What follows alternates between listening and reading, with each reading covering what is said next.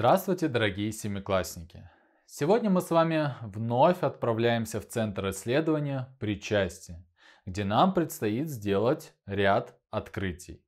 В ходе нашего сегодняшнего исследования мы ответим с вами на следующие вопросы. Первое. Как образуются действительные причастия настоящего и прошедшего времени? Второе. От чего зависит выбор гласных в суффиксах причастия настоящего и прошедшего времени? Третье. Каково значение слова «дюны» и в каких случаях говорят «куй железо, пока горячо»? И четвертое. Какова история рождения острова сокровищ Роберта Стивенсона? И начинаем мы с вами, как обычно, с традиционной рубрики «Слово дня», благодаря которой мы пополним с вами сегодня лексический запас еще одним словом «дюны». Дюны. В единственном числе дюна. Это песчаные холмы, образующиеся на низких берегах морей, лагун, рек, озер, под воздействием ветра и непрерывно им передвигаемые. Давайте приведем пример предложения с этим словом. Ветер может быть великолепным строителем и создавать на поверхности Земли удивительный рельеф в виде барханов и дюн. Приведем синонимы к этому слову. Синонимами будут слова холм, бархан. Антонимом будет слово скала. Это каменный утес с острыми выступами. Онлайн-словарь на сайте синоним.орг предлагает антоним к слову дюна скала. А как вы думаете? Посоветуйте с учителем географии и поделитесь своим мнением в нашем сообществе. В ходе наших исследований проблемы причастия в языке и речи мы пришли с вами к следующим выводам. Причастия бывают действительные и страдательные. Причастие совмещает в себе признаки двух частей речи – имени прилагательного и глагола. И если грамматические признаки имени прилагательного в причастиях однородны, то есть изменяются по родам, числам и падежам в зависимости от определяемого имени существительного или местоимения, то глагольные признаки проявляются по-разному. Причастия бывают настоящего и прошедшего времени. Будущего времени у причастий нет. Причастия настоящего и прошедшего времени различают суффиксы. И наша задача сегодня рассмотреть эти проявления на действительных причастиях. Посмотрите на эту фотографию, данную в вашем учебнике. Какие глаголы мы можем к ней подобрать?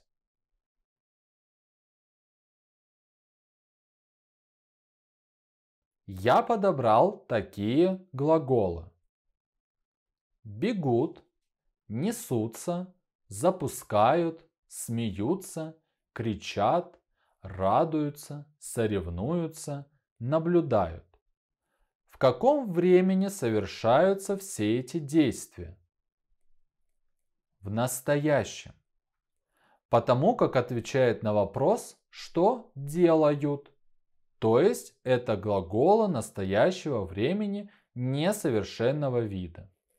А теперь давайте образуем причастие от глаголов.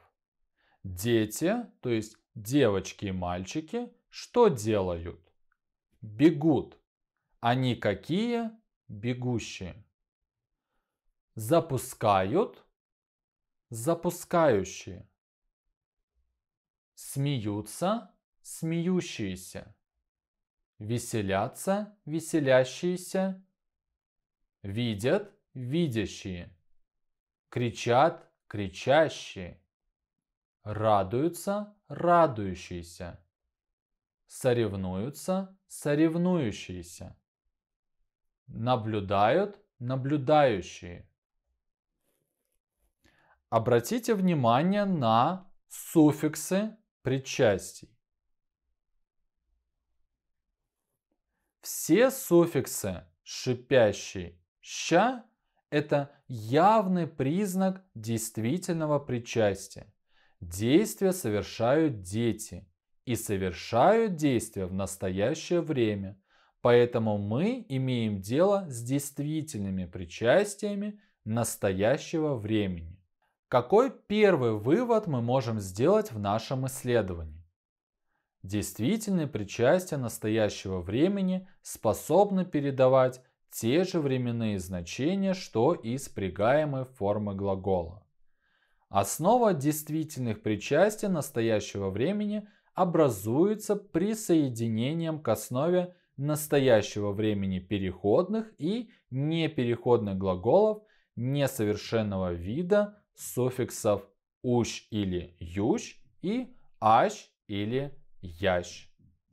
Следующая задача нашего исследования – определить, когда перед «ща» пишется «у» или «ю», а в каких «а» или «я». Для этого давайте проанализируем выписанные слова. Внимание на экран.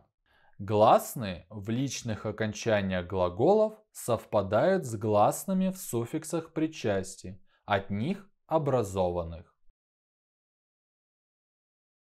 Следовательно, можно предположить, что гласное в суффиксе причастия напрямую зависит от личного окончания глагола.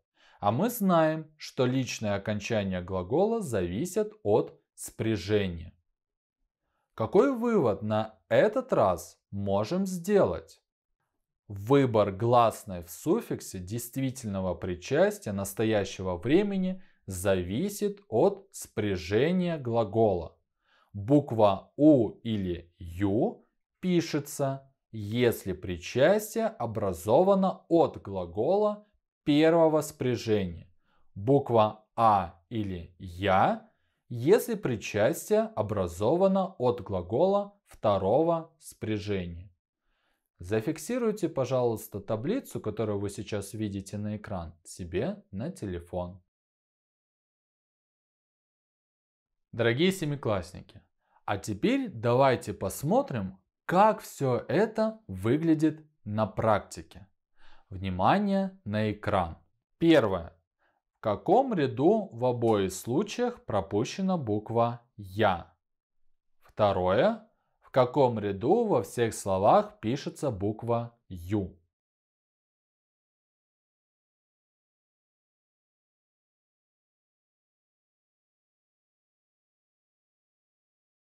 Проверьте. Правильный ответ в первом задании третий. Строящийся, то есть строят дом. Смотрящий, смотрят вдаль. Здесь у нас образовано от глаголов второго спряжения. Поэтому гласное «я» во всех этих случаях. Во втором задании правильный вариант второй. Тающее мороженое тают. Борющиеся спортсмены борются. Дорогие семиклассники, а сейчас давайте вернемся к нашей фотографии. Следующая наша задача – рассказать о действиях в прошлом, то есть в прошедшем времени. Для этого нам необходимо вспомнить те глаголы, которые мы выписали, и поставить их в начальную форму, то есть что делать. А рядом с ними записать глаголы в прошедшем времени, то есть дети что делали. Внимание на экран. А теперь посмотрим, что у меня получилось. Бежать – бежали, запускать – запускали, веселиться – веселились, видеть – видели, кричать – кричали, радоваться – радовались, соревноваться – соревновались. Теперь образуем от них действительные причастия прошедшего времени при помощи суффиксов «вш» и «ш». Дети какие? Бежавшие. запускавшие, веселившиеся, видевшие, кричавшие, радовавшиеся, соревновавшиеся. Какой вывод мы можем сделать? Действительные причастия прошедшего времени, как и глаголы прошедшего времени, образуются от основ неопределенной формы глаголов. Показатель прошедшего времени в глаголах суффикс «л», а в действительных причастиях «вш» или «ш», если основа оканчивается на согласной. Зафиксируйте, пожалуйста, эту таблицу себе на телефон.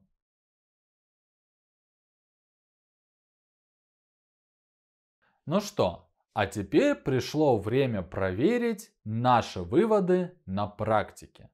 Для этого нам необходимо образовать от глаголов действительные причастия прошедшего времени. Внимание на экран. Для этого будем следовать с вами следующему алгоритму. Глагол ставим в начальную форму, берем основу начальной формы, плюс глагол прошедшее время ставим и добавляем суффикс «вш» или «ш», и затем добавляем окончание. В итоге мы получим с вами действительное причастие прошедшего времени.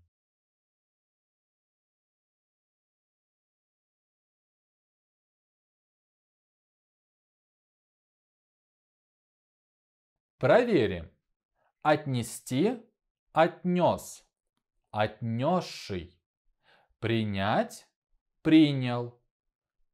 Действительное причастие прошедшего времени – принявший. Победить, победил, победивший. Крикнуть, крикнул, крикнувший. Испечь, испек, испекший. Увлечь, увлек, увлекший. Войти, вошел, вошедший. И прислонить, прислонил, прислонивший. Скажите, какие слова выбились из общего правила? Это слова «войти» и «крикнуть». Запомните, идти – шедший, прийти – пришедший, войти – вошедший, зайти – зашедший. Суффикс «ну» образует глаголы со значением однократности, мгновенности, моментальности действия. Например, крикнуть, ахнуть, стукнуть. Суффикс «ну», как правило, исчезает в приставочных глаголах прошедшего времени и в образованных от них причастиях. Например, замерзнуть, замерз, замерзший. В словах, образованных от бесприставочных глаголов, суффикс сохраняется. Например, блеснуть, блеснул, блеснувший. Или же крикнуть, крикнул, крикнувший. Это пятый уже результат нашего исследования. Дорогие семиклассники, а теперь давайте закрепим наш результат. Для этого образуем действительные причастия прошедшего времени и выделим в них суффикс. Внимание на экран. Достигнуть, достигнувший. Умолкнуть, умолкнувший. Иссякнуть, иссякнувший. Подвергнуть, подвергнувший. Обратите внимание на суффиксы. Итак, пришло время подвести итог нашему сегодняшнему исследованию. Но для начала прочитаем с вами интересный роман «Остров сокровищ» шотландского писателя Роберта Льюиса Стивенсона. Уверен, что эта история вас заинтересует, как и мальчика Ллойда, приемного сына великого писателя. И вы обязательно прочитаете этот приключенческий роман. Итак, слушаем. Однажды Стивенсон очертил для своего пасынка Ллойда карту. Она была прекрасно раскрашена. На ней были указаны широты и долготы, обозначены заливы, бухты. Стивенсон, оказавшийся во власти вымысла, придумал название бухточкам. Бросив задумчивый взгляд на очертания острова, напоминающего по контурам дракона, он увидел героев своей будущей книги. Вначале Стивенсон и не помышлял о создании книги для массового читателя. Рукопись предназначалась для чтения Ллойду. Мальчик был в восторге от затеи отчима, решившегося сочинить историю о плавании на шхуне в поисках сокровищ, закрытых пиратами. С неослабевающим вниманием слушал он рассказ о путешествии по острову, рожденному фантазией Стивенсона. А теперь посмотрите на слайд с этим текстом и выпишите из него в тетрадь сначала действительные причастия настоящего времени с суффиксами «ущ», «ющ», «ащ», «ящ» в начальной форме, а затем действительные причастия прошедшего времени с суффиксами «вш», «ш» в начальной форме.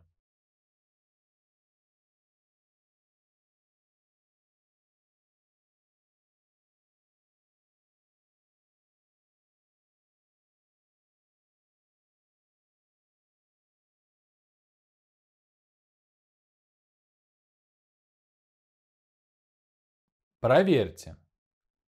Настоящее время. Не ослабевающий, напоминающего. Прошедшее время. Оказавшийся, решившийся. Обратите внимание на суффиксы причастий. Ну а теперь, дорогие семиклассники, мы подводим итог. Для этого оцените правильность утверждений. Отвечайте только «да» или «нет». Итак, внимание на экран. Первое. Действительные причастия настоящего времени образуются присоединением к основе настоящего времени переходных и непереходных глаголов несовершенного вида суффиксов «ущ», «ющ» и «ащ» или «ящ». Второй. Выбор гласной в суффиксе действительного причастия настоящего времени зависит от склонения прилагательного. Третье. Действительные причастия прошедшего времени образуются от основ неопределенной формы глаголов. И, наконец, четвертое. Показатель прошедшего времени в действительных причастиях суффиксы «ен», двойная «н», «т».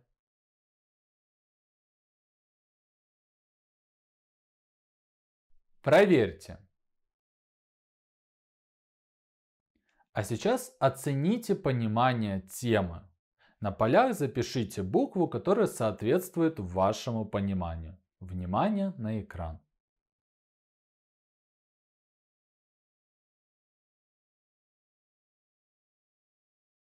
А сейчас запишите домашнее задание. Те, кто записали букву А, составьте небольшой текст по любой иллюстрации из книги «Остров сокровищ» Стивенсона с действительными причастиями. Второе. Те, кто записали букву Б, придумайте 6 слов причастий.